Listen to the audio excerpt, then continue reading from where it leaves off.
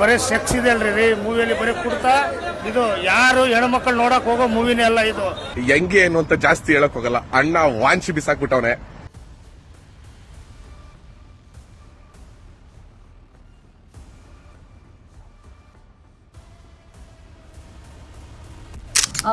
ಪ್ರತಿಯೊಬ್ರು ಕೂತ್ಕೊಂಡು ನೋಡುವಂತಹ ಸಿನಿಮಾ, ತಿಳ್ಕೊಳ್ಳುವಂತಹ ಸಿನಿಮಾ, ಅರ್ಥ ಮಾಡ್ಕೊಳ್ಳುವಂತಹ ಸಿನಿಮಾ ಮಾತ್ರ ನಾನು ಮಾಡಿರೋದು. ಈಗಾಗಲೇ ನೋಡಿ ನಮ್ಮ ಕನ್ನಡಿಗರ ಮೈಂಡ್ ಸೆಟ್ ಹೇಗಿದೆ ಅನ್ನೋದನ್ನ ಇಲ್ಲೇ ಗೊತ್ತಾಗ್ತಾ ಇದೆ. ಹಾಯ್ ಹಲೋ ನಮಸ್ತೆ, ನೀವು ನೋಡ್ತಾ ಇದ್ದೀರಾ boss TV Kannada special episode. ನಾನು ಪಲ್ಲವಿ ಇನ್ರಾಜ್.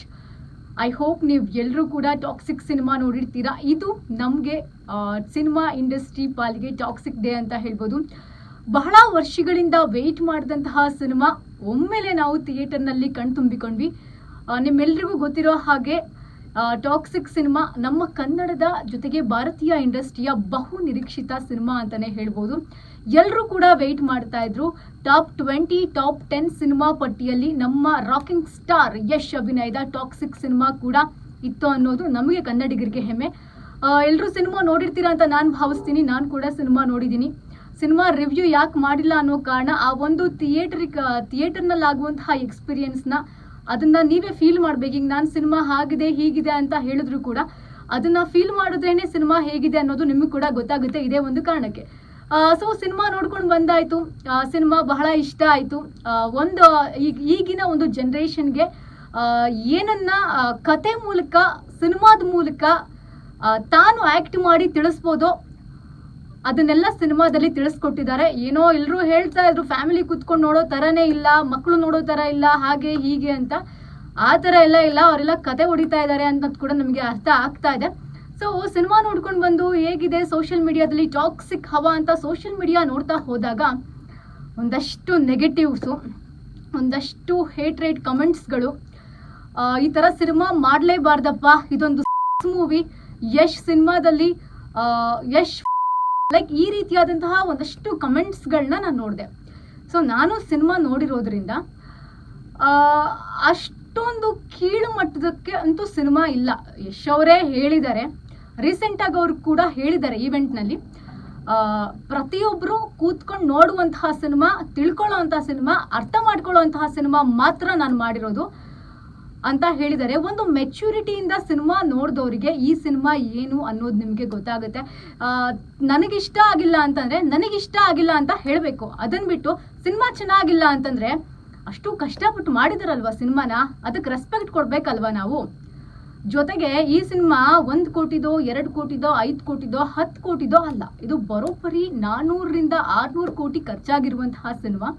ಹೀಗಿರ್ಬೇಕಾದ್ರೆ ಎಲ್ಲೋ ಒಂದು ಕಡೆ ಸಿನಿಮಾ ಚೆನ್ನಾಗಿಲ್ಲ ಅಂತ ಅಂದ್ಬಿಟ್ರೆ ಅದನ್ನ ನೋಡ್ಕೊಂಡು ಇನ್ನೂ 10 ಜನ ಸಿನಿಮಾ ನೋಡ್ಬೇಕಪ್ಪ. ರಾಕಿಂಗ್ ಸ್ಟಾರ್ ಯಶ್ ಅವರ ಸಿನಿಮಾ 4 ವರ್ಷದ ಹಿಂದೆ ಬಂದಿತ್ತು. 4 ವರ್ಷ ಆದ್ಮೇಲೆ ಯಾವ ಸಿನಿಮಾನು ಬಂದಿರಲಿಲ್ಲ. ಈಗ ಟಾಕ್ಸಿಕ್ ಬರ್ತಾ ಇದೆಯಪ್ಪ, ನೋಡ್ಬೇಕು ಅನ್ಕೊಂಡಿರೋಂಥವ್ರ ಕತೆ ಏನು? ಈಗಾಗಲೇ ನೋಡಿ ನಮ್ಮ ಕನ್ನಡಿಗರ ಮೈಂಡ್ ಸೆಟ್ ಹೇಗಿದೆ ಅನ್ನೋದನ್ನ ಇಲ್ಲೇ ಗೊತ್ತಾಗ್ತಾ ಇದೆ. ಸೊ ನಮ್ಮ ಬೇರೆ ಬೇರೆ ಭಾಷೆಯವರು ಒಂದು ಜಿದ್ದಿಗೋ ಮತ್ತೊಂದಕ್ಕೋ ಏನೋ ಕೆಟ್ಟ ಕಮೆಂಟ್ ಮಾಡ್ತಾರೆ ಅಥವಾ ಕೆಟ್ಟ ರಿವ್ಯೂಸ್ ಮಾಡ್ತಾರೆ, ಓಕೆ. ಬಟ್ ನಮ್ಮ ಕನ್ನಡಿಗರು ಕೂಡ ಕೆಟ್ಟದಾಗ ಕಮೆಂಟ್ ಮಾಡ್ತಾ ಇದ್ದಾರೆ. ಸೊ ಅದರಿಂದ ಅವರಿಗೆ ಏನು ಸಿಗುತ್ತೆ ಅನ್ನೋದು ನಿಜವಾಗಿಯೂ ಕೂಡ ಅರ್ಥ ಆಗ್ತಾ ಇಲ್ಲ.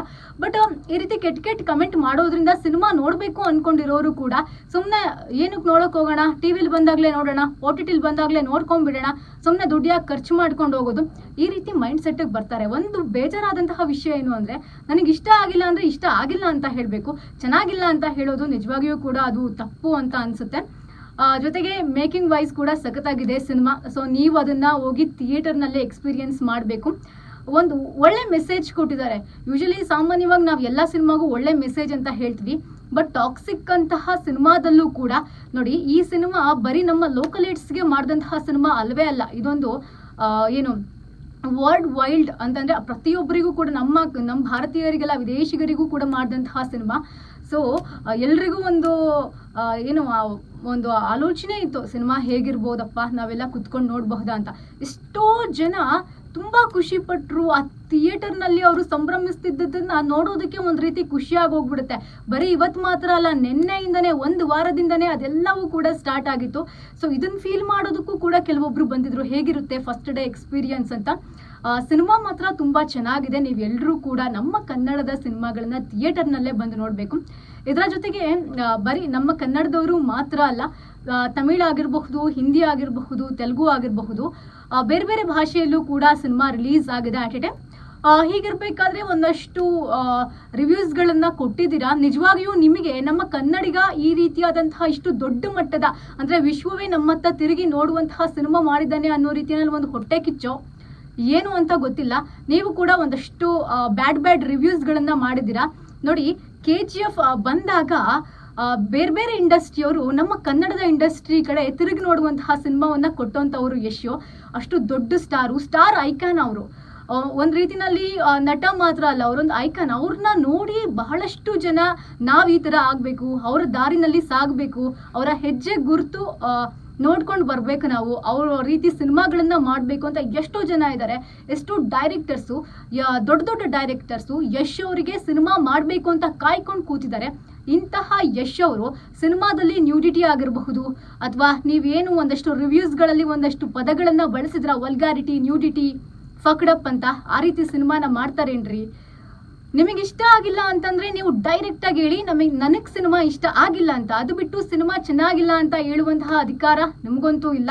ಸೊ ಈ ರೀತಿಯಾದಂತಹ ಬೇರೆ ಬೇರೆ ಒಂದಷ್ಟು ತೆಲುಗು, ತಮಿಳು, ಹಿಂದಿ ಈ ಕಡೆಯಿಂದ ಕೂಡ ಒಂದಷ್ಟು ಬ್ಯಾಡ್ ರಿವ್ಯೂಸ್ ಬಂದಿದೆ. ನೀವು ಸ್ಕ್ರೀನ್ನಲ್ಲಿ ನೋಡ್ತಾ ಹೋಗ್ಬೋದು ಕಮೆಂಟ್ಗಳನ್ನ, ಹಾಗೆ ರಿವ್ಯೂಸ್ನ ನಾನು ಒಂದಷ್ಟು ತಮ್ನೇಲ್ಸ್ನ ಸ್ಕ್ರೀನ್ಶಾಟ್ ಹಾಕಿದ್ದೀನಿ. ಸೊ ಈ ರೀತಿಯಾದಂತಹ ಕೆಲಸಗಳನ್ನು ಕೂಡ ಮಾಡ್ತಾ ಇದ್ದಾರೆ. ಸೊ ಬೇರೆ ಇಂಡಸ್ಟ್ರಿಯವರು ನಮ್ಮ ಅಂದರೆ ಕನ್ನಡದ ಒಬ್ಬ ಸ್ಟಾರ್ ಈ ರೀತಿಯಾದಂತಹ ಹೆಸರನ್ನ ಮಾಡ್ತಾ ಇದ್ದಾರಲ್ಲ ಅಂತ ಹೇಳಿ ಒಂದಷ್ಟು ಹೊಟ್ಟೆ ಕಿಚ್ಚು ಪಡೋದು ಕಾಮನ್ನು.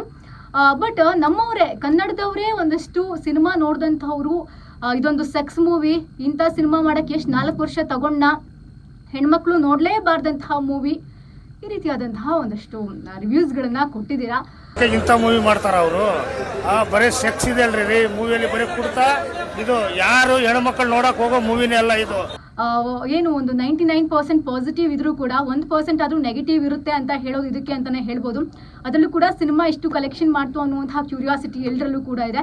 ವಿದೇಶದಲ್ಲೂ ಕೂಡ ನಾರ್ಮಲಿ ಒಂದು 300-400 ಸ್ಕ್ರೀನಲ್ಲಿ ಸಿನಿಮಾ ರಿಲೀಸ್ ಆಗೋದನ್ನ ನೋಡಿದೀವಿ. ಆದರೆ 2000ಕ್ಕಿಂತ ಹೆಚ್ಚು ಸ್ಕ್ರೀನ್ಗಳಲ್ಲಿ ವಿದೇಶಗಳಲ್ಲಿಯೂ ಕೂಡ ಸಿನಿಮಾ ರಿಲೀಸ್ ಆಗಿರುವಂಥದ್ದು ಕೂಡ ಇಲ್ಲಿ ಗಮನಿಸ್ತಾ ಹೋಗ್ಬೋದು. ಅಮೆರಿಕ, ಜರ್ಮನಿ, ದುಬೈ ಸೇರಿ ಬೇರೆ ಬೇರೆ ಕಡೆಗಳಲ್ಲೂ ಕೂಡ ಸಾಕಷ್ಟು ಥಿಯೇಟರ್ನಲ್ಲಿ ಸಿನಿಮಾ ರಿಲೀಸ್ ಆಗಿದೆ. ಅಲ್ಲಿನ ವಿದೇಶಿಗರು ಕೂಡ ಕಮೆಂಟ್ ಮಾಡ್ತಾ ಇದ್ದಾರೆ, 3 ಗಂಟೆಗೆ ಸಿನಿಮಾ ನೋಡಿದಂಥವ್ರು. ಅಂದಹಾಗೆ ನಿನ್ನೆನೆ ವಿದೇಶದಲ್ಲಿ ಸಿನಿಮಾ ರಿಲೀಸ್ ಆಗಿರುವಂಥದ್ದು, ನಿನ್ನೆ ಸಂಜೆ ನೈಟ್ ಸುಮಾರಿಗೆ. ಹೀಗಾಗಿ ಅಲ್ಲಿ ಆಲ್ರೆಡಿ ಸಿನಿಮಾವನ್ನು ನೋಡಿದಂಥವ್ರು ಕೂಡ ಪಾಸಿಟಿವ್ ರಿವ್ಯೂಸ್ಗಳನ್ನು ಕೊಡ್ತಾ ಇದ್ದಾರೆ. ನಾವು ಇದನ್ನು ನಮ್ಮ ನೆಲದಲ್ಲಿ ಫೀಲ್ ಮಾಡಬೇಕಿತ್ತು, ನಮ್ಮ ಕರ್ನಾಟಕದಲ್ಲಿ ಫೀಲ್ ಮಾಡಬೇಕಿತ್ತು ಅಂತ ಹೇಳೋರು ಕೂಡ ಸಾಕಷ್ಟು ಜನ ಇದ್ದಾರೆ ಅಂತಲೇ ಹೇಳ್ಬೋದು. ಸೊ ಎಷ್ಟು ಕಲೆಕ್ಷನ್ ಮಾಡಿದೆ ಸಿನಿಮಾ ಅನ್ನುವಂಥದ್ದು ಸದ್ಯಕ್ಕಿರುವಂತಹ ಕ್ಯೂರಿಯಾಸಿಟಿ. ಈಗ ಒಂದಷ್ಟು ಅಂದಾಜಿನ ಪ್ರಕಾರ ನಮ್ಮ ಭಾರತದಲ್ಲಿ ಸಿನಿಮಾ ನೆಟ್ ಕಲೆಕ್ಷನ್ನೇ ಒಂದು 60 ಕೋಟಿ ಮಾಡಿದೆ, ಗ್ರಾಸ್ ಕಲೆಕ್ಷನ್ ಒಂದು 70 ಕೋಟಿ ಮಾಡಿದೆ ಅಂತ ಸದ್ಯಕ್ಕೆ ಈ ಕ್ಷಣದವರೆಗೂ ಇರುವಂತಹ ಅಪ್ಡೇಟು. ಇದಾದ ನಂತರದಲ್ಲೂ ಕೂಡ ಇದು ಒಂದೇ ರೀತಿ ಇರೋದಿಲ್ಲ, ಚೇಂಜ್ ಆಗ್ತಾನೇ ಇರುತ್ತೆ. ಸೊ ಹಾಗಾಗಿ ಈ ಸಿನಿಮಾ ರಿಲೀಸ್ಗೂ ಮುನ್ನವೇ ಸಾಕಷ್ಟು ಕಲೆಕ್ಷನನ್ನು ಮಾಡಿತ್ತು. ಬುಕ್ ಮೈ ಶೋನಲ್ಲೂ ಕೂಡ, ಬುಕ್ ಮೈ ಶೋನಲ್ಲಿ ನೀವು ಇವಾಗ ನೋಡಿದ್ರೆ, ನಾನು ಆಗಲೇ ಚೆಕ್ ಮಾಡ್ತಾ ಇದ್ದೆ, ಟಿಕೆಟ್ಸ್ ಕೂಡ ಒಂದಷ್ಟು ಎಲ್ಲವೂ ಕೂಡ ಸೋಲ್ಡ್ ಔಟ್ ಆಗೋಗ್ಬಿಟ್ಟಿದೆ.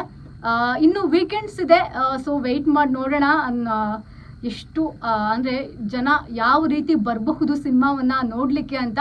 ಹಾಗೆ ನಮ್ಮ ಕರ್ನಾಟಕದಲ್ಲೂ ಕೂಡ ಸಿನಿಮಾ ಎಷ್ಟು ಕಲೆಕ್ಷನ್ ಮಾಡ್ತು ಅನ್ನುವಂಥದ್ದು ಕೂಡ ಸದ್ಯಕ್ಕಿರುವಂತಹ ಕ್ಯೂರಿಯಾಸಿಟಿ. ಸೊ ಇನ್ನೊಂದು ಸ್ವಲ್ಪ ಹೊತ್ತಿಗೆ ಸುಮಾರಿಗೆ ನಮಗೆ ಕಂಪ್ಲೀಟ್ ಆಗಿ ರಿಪೋರ್ಟ್ ಬರುತ್ತೆ, ಅದು ಒಂದು ಅಂದಾಜು ಮಾತ್ರ ಆಗಿರುತ್ತೆ. ಸೊ ಅಫಿಷಿಯಲಿ ಸಿನಿಮಾ ತಂಡ ಏನು ಟೀಮ್ ಏನು ಹೇಳುತ್ತಾ ಅದೇ ಫೈನಲ್ ಆಗಿರುತ್ತೆ. ಈ ರೀತಿಯಾದಂತಹ ನೆಗೆಟಿವ್ ಹೇಳೋದ್ರಿಂದ, ನೆಗೆಟಿವ್ ಕಮೆಂಟ್ಸ್ ಹಾಕೋದ್ರಿಂದ ಆ ವ್ಯಕ್ತಿ ಇದರಿಂದ ಕುಗ್ಗೋಗ್ತಾರೆ, ಅಥವಾ ಅವರಿಗೆ ಇರುವಂತಹ ಫ್ಯಾಂಡಮ್ ಕಡಿಮೆ ಆಗುತ್ತೆ, ಆತ ಒಬ್ಬ ಸ್ಟಾರ್ ಐಕನ್ ಅನ್ನೋ ಮಾತ್ರಕ್ಕೆ ಈ ರೀತಿಯಾದಂತಹ ಕಮೆಂಟ್ಸನ್ನು ಸ್ವೀಕಾರ ಮಾಡ್ತಾರೆ. ಸೊ ಈ ರೀತಿಯಾದಂತಹ ಮೈಂಡ್ಸೆಟ್ ಅವರು ಇರ್ತಾರ ಅನ್ನೋದು ಇವಾಗ ನನಗೆ ಅನ್ನಿಸ್ತಾ ಇರುವಂಥದ್ದು. ಟಾಕ್ಸಿಕ್ಗೋಸ್ಕರ ಎಷ್ಟೋ ಜನ 4 ವರ್ಷದಿಂದ ಕಾಯ್ತಾ ಇದ್ದೀವ್ರಿ ನಾವು, ರಾಕಿಂಗ್ ಸ್ಟಾರ್ ಯಶ್ ಅವರ ಫ್ಯಾನ್ಸ್ ಅಂತ ಕೂಡ ಸಾಕಷ್ಟು ಜನ ಹೇಳ್ತಾ ಇದ್ರು. ಸೊ ಸಿನಿಮಾ ಥರ ನೋಡಿದ್ರೆ ನಮಗೆ ಯಾವ ಕೆಟ್ಟದು ಕೂಡ ನಮ್ಮ ಕಣ್ಣಿಗೆ ಕಾಣಿಸೋದಿಲ್ಲ. ಕೆಟ್ಟದೇ ಇದೆ, ಅದು ನೆಗೆಟಿವೇ ನಾನು ಹುಡುಕ್ಬೇಕು ಅಂತ ಬಂದವರಿಗೆ ಏನು ಮಾಡೋಕ್ಕೂ ಕೂಡ ಸಾಧ್ಯ ಇಲ್ಲ. ಸೊ ನಾನು ಹೇಳೋದಿಷ್ಟೇ, ನಮ್ಮ ಕನ್ನಡದ ಸಿನಿಮಾನ ಥಿಯೇಟರ್ನಲ್ಲೇ ಬಂದು ನೋಡಿ ಅಂತ ಹೇಳ್ತಾ ಈ ಒಂದು ಸ್ಪೆಷಲ್ ಎಪಿಸೋಡ್ನ ಮುಗಿಸ್ತಾ ಇದ್ದೀನಿ. ಇನ್ನಷ್ಟು ಹೆಚ್ಚಿನ ಅಪ್ಡೇಟ್ಸ್ಗಳಿಗಾಗಿ ನೋಡ್ತಾರೆ ಬಾಸ್ ಟಿವಿ. ಲೇಟೆಸ್ಟ್ ಹಾಗೂ ಇಂಟ್ರೆಸ್ಟಿಂಗ್ ಸುದ್ದಿಗಳಿಗಾಗಿ ಬಾಸ್ ಟಿವಿ ಕನ್ನಡ ಚಾನೆಲ್ನ ಸಬ್ಸ್ಕ್ರೈಬ್ ಮಾಡಿ, ಹಾಗೆಯೇ ಬೆಲ್ ಐಕಾನ್ ಪ್ರೆಸ್ ಮಾಡಿ. ಇದರ ಜೊತೆಗೆ ಫೇಸ್ಬುಕ್, ಇನ್ಸ್ಟಾಗ್ರಾಂ, ಎಕ್ಸ್ನಲ್ಲೂ ಮಿಸ್ ಮಾಡದೆ ಫಾಲೋ ಮಾಡಿ.